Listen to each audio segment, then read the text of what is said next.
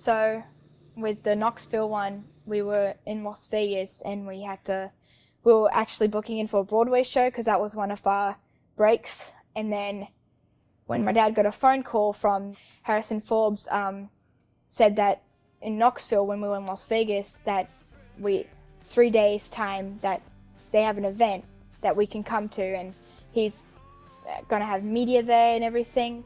So my dad said it was like 33 hours away, and my dad said we can make it, but I don't know how he did it. So it was really far, like 33 hours, and we had to be there in 3 days. So he had to travel overnight and in the morning and make it there, and we made it by like 45 minutes, I think.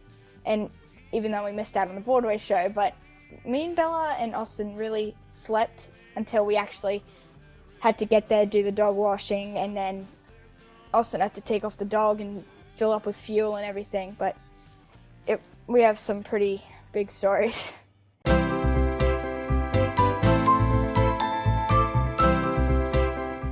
The first defining moment that people really started to take us seriously was when I was introduced to Harrison Forbes, who's a very good friend of Kevin Harrington's, and he is a celebrity dog trainer.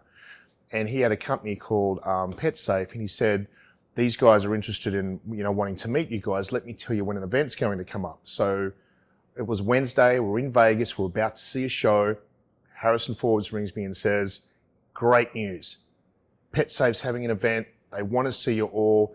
It's Friday here in Knoxville. Where are you? So we're in Vegas. There's no way. You can't get here. It's too far away. I said, how long? He said, 33 hours. So I looked at the watch. I told him, he said, let's go. Everybody get in the bus. Rachel, we've got to leave. We've got to get to Knoxville. And Rachel's sort of Googling going, we're not going to get to Knoxville. What are you doing to us? I said, we've got to get there. This is the opportunity. We get in the bus, we drive 3 sunsets, 3 sunrises, and I think I'm the only person who can take a 5-hour energy drink and get 10 hours out of it. We seriously went so hard. We went through 3 state time zones, which screwed us up even more. And I would pull over, I'd get like an hour and a half sleep, and I'd get back on the road again because Rachel was clocking me down of where we were and what time frame we had to be there. So we got to the event with 45 minutes left. I seriously had hardly any sleep, and I felt like I was drunk. I was there, and everything went really well.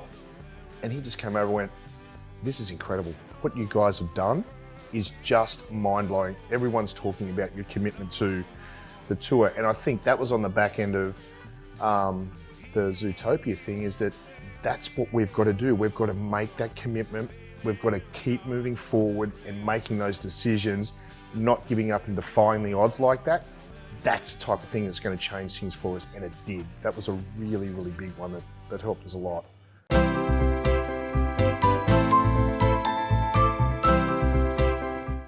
We felt like that we'd sort of plateaued, not that we'd gotten through any plateaus, but we felt like that we were just spinning our wheels and we were chasing media. A good friend of mine, Bruce Serban, was putting press releases out there, and we were getting press releases, and we were literally driving to the morning shows to get on the morning shows, and the traction was, here we are, but the substance really wasn't equating to followers or engagements or anything like that. So it was just a really frustrating piece because the right people weren't talking about us or watching what we were doing.